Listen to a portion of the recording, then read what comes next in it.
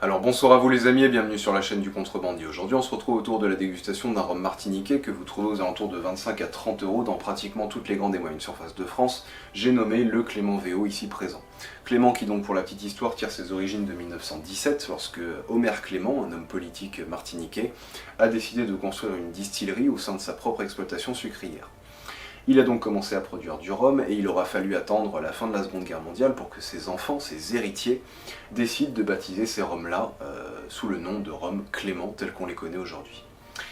Donc la bouteille qui nous intéresse aujourd'hui, il s'agit de la version VO de chez Clément, qui comme son nom l'indique est un Very Old, un rhum ayant minimum 3 ans d'âge, qui est en fait un assemblage de rhum ayant pour une partie d'entre eux vieilli dans d'anciens fûts de Bourbon et pour l'autre partie dans des fûts de chêne neufs. On est sur un rhum agricole de pur jus de canne à sucre qui bénéficie de l'AOC Martinique et qui titre à 40 degrés d'alcool. Sans plus tarder, on est parti pour la dégustation.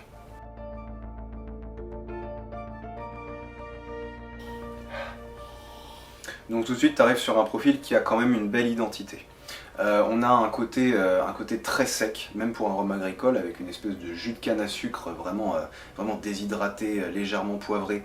En même temps, un côté tannique vraiment très boisé. Des fibres de bois comme ça qui viennent comme faire un appel d'air, tu vois, tu te retrouves plongé dans le verre et t'es vraiment à l'intérieur du fût, limite.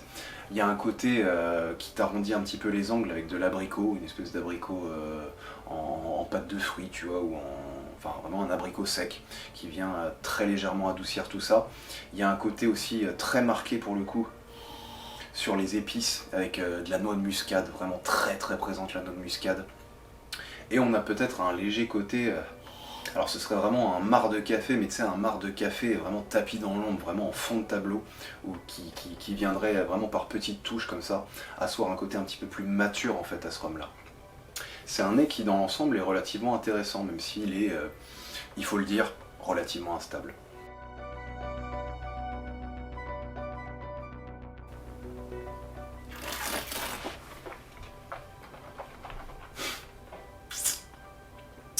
Ouais, quand j'y pense, c'est typiquement le genre de bouche où en fait il y a des gens qui vont se dire qu'elle est mal construite, qu'elle est un peu brouillon, tu vois, qu'elle fait un peu vraiment mal structurée. Moi j'ai juste l'impression que c'est un rhum qui en fait est indiscipliné.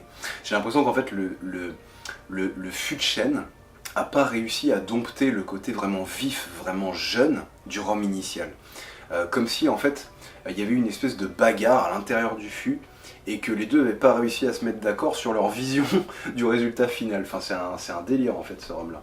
Il y a vraiment une entrée en bouche sur un versant végétal, vraiment retour aux sources, vraiment la canne à sucre, tu vois, qui est présente avec un côté un peu vif, mais en même temps un petit peu gras, un petit peu onctueux limite.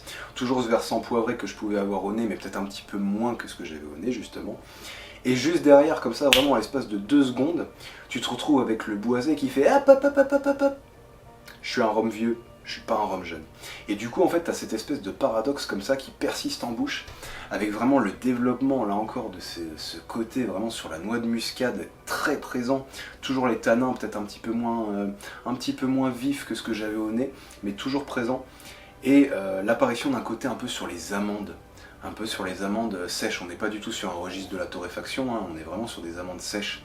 J'ai plus du tout les notes de café que je pouvais avoir au nez.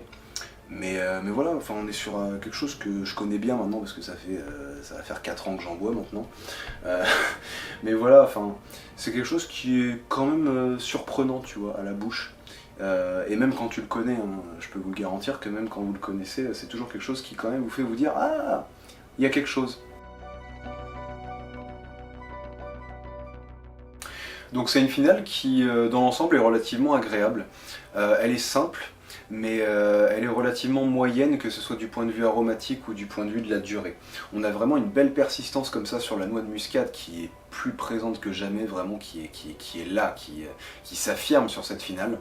À mesure que le boisé diminue petit à petit et qu'on a l'apparition vraiment sur cette finale d'un côté un petit peu sur les agrumes, je pense à du citron vert comme ça, quelque chose qui vient vraiment relever un petit peu cette finale et la rendre un petit peu soyeuse. C'est une finale qui vraiment est plaisante. Ça j'aime beaucoup. Donc en termes de prix, on est aux alentours de 25 à 30 € la bouteille. On est sur un rapport qualité-prix qui est correct, qui est même vraiment correct. Je vais partir sur un 13/20 et je vais expliquer pourquoi. Effectivement, on est sur un profil qui peut surprendre, en tout cas pour des gens qui ont déjà l'habitude de boire des rhums agricoles vieux. Par contre, pour des gens qui ont l'habitude de boire des rhums agricoles blancs, que ce soit en tiponche, en cocktail ou même pur, c'est quelque chose qui peut vraiment vous amener vers le monde des rhums agricoles vieux. Parce qu'on a vraiment cette évolution comme ça d'une première bouche qui est extrêmement marquée par le côté jeune du rhum. Et du coup, pour les amateurs de rhum agricole blanc, ça peut vraiment être quelque chose qui petit à petit va vous amener vers les arômes progressivement du fût, qui vont s'exprimer peut-être de manière un petit peu rêche, avec vraiment des tanins assez puissants, mais pour autant la douceur des épices, je pense que c'est quelque chose qui peut vraiment vous amener vers les agricoles vieux. En tout cas ça a fonctionné pour moi, c'est un rhum que je consomme depuis un petit moment maintenant, et vers lequel j'ai une facilité à revenir, alors même que j'ai découvert des choses qui sont plus jolies, qui sont peut-être un petit peu plus chères, mais qui sont plus jolies, qui fonctionnent peut-être un peu mieux, que ce soit des Naissons, des HSE et ainsi de suite. Enfin vraiment c'est le genre de rhum que je recommande facilement. Donc 13 sur 20, c'est une note qui me paraît adaptée, parce que voilà, on n'est pas non plus sur un rhum extraordinaire, mais voilà, si vous avez l'habitude des rhums blancs, et que vous êtes curieux de ce que peut donner un rhum agricole vieux, un très bon choix. Et voilà les amis, c'était le contrebandier, j'espère que cette vidéo vous a plu. N'hésitez pas à commenter, partager, liker, ça fait toujours plaisir. Puis moi de mon côté, je vous souhaite une excellente journée, une excellente soirée, peu importe l'heure à laquelle vous regardez ça, de toute façon c'est pareil. Puis je vous dis à très vite.